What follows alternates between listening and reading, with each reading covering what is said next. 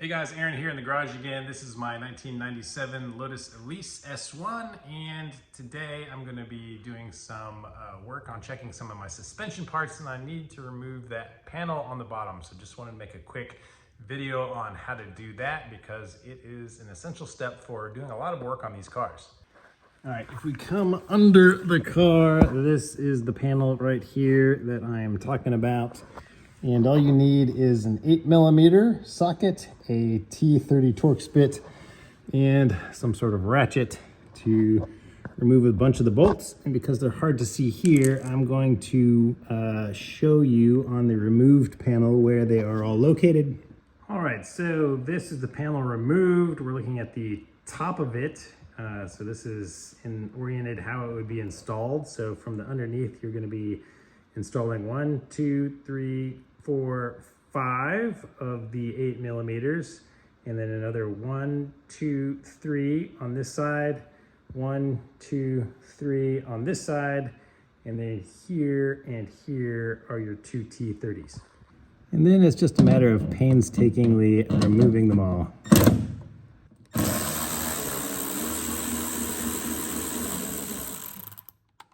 These 8mm each have their own washer on them. And it's actually more of a pain to put this thing back on. Not that fun to get off either. You got to reach way under here to get to the T30s.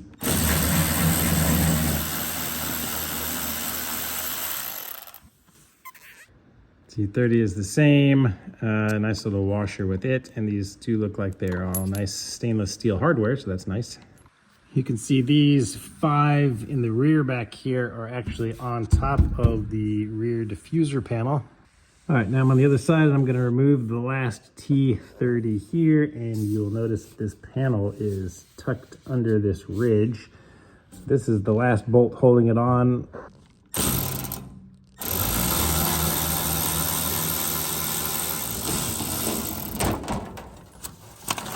All right, so it should just fall off nicely once you get that out, and that's it.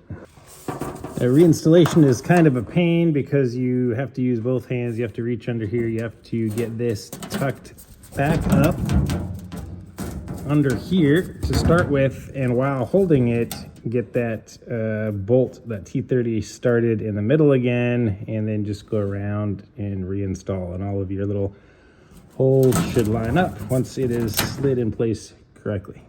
And since I'm using a lift, it's easier for me just to leave that panel under there until I lift the car to take it out, because there's not usually a whole lot of room to get it out, and it's pretty big.